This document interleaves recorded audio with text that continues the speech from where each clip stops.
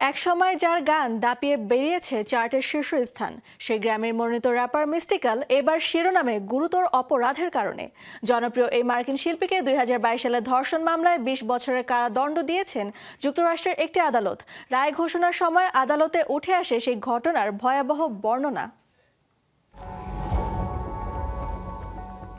যুক্তরাষ্ট্রের লুইজিয়ানা অঙ্গরাজ্যে ধর্ষণ মামলায় 20 বছরের কারাদণ্ড পেয়েছেন এক সময়কার জনপ্রিয় র্যাপার তারকা মিস্টিক্যাল। 2000-এর দশকের শুরুতে একাধিক গ্র্যামি মনোনয়ন পাওয়া এই শিল্পীর আসল নাম মাইকেল লরেন্স টাইলার। 2022 সালে নিজের বাসভবনে এক নারীকে ধর্ষণের অভিযোগে দায়ের হওয়া মামলায় তিনি আদালতে দোষ স্বীকার করেছিলেন। গত মার্চ মাসে তৃতীয় ডিগ্রির ধর্ষণের অভিযোগে দোষ স্বীকার করেন মিস্টিক্যাল। এর আগে তার বিরুদ্ধে প্রথম ধর্ষণের অভিযোগ আনা হয়েছিল, যার সাজা ছিল বাধ্যতামূলক যাবজ্জীবন কারাদণ্ড। তবে সমঝোতার ভিত্তিতে অভিযোগ কমিয়ে আনা হলে সর্বোচ্চ 20 বছরের সাজা নির্ধারণ করা হয়। রায় ঘোষণার কয়েকদিন আগে মিস্টিক্যাল আদালতের কাছে নিজের দোষ স্বীকারের আবেদন প্রত্যাহারের অনুরোধ জানান। তার দাবি ছিল তিনি নিজের সিদ্ধান্তের পরিণতি পুরোপুরি বিবেচনা করার যথেষ্ট সুযোগ পাননি। তবে আদালত সেই আবেদন গ্রহণ করেননি।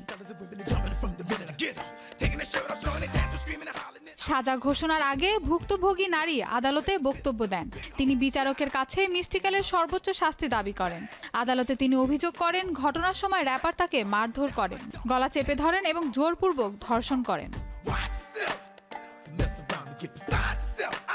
ভুক্তভোগীর বক্তব্যের জবাবে মিস্টিক্যাল আদালতে বলেন তিনি যদি ভুক্তভোগীর সঙ্গে এমন কিছু করে থাকে তাহলে তার সর্বোচ্চ শাস্তিই প্রাপ্য। পরে বিচারক তাকে 20 বছরের কারাদণ্ড দেন। এই রায়ের মাধ্যমে দীর্ঘদিন ধরে আলোচিত মামলার আইনি প্রক্রিয়ার একটি গুরুত্বপূর্ণ অধ্যায়ের সমাপ্তি ঘটল।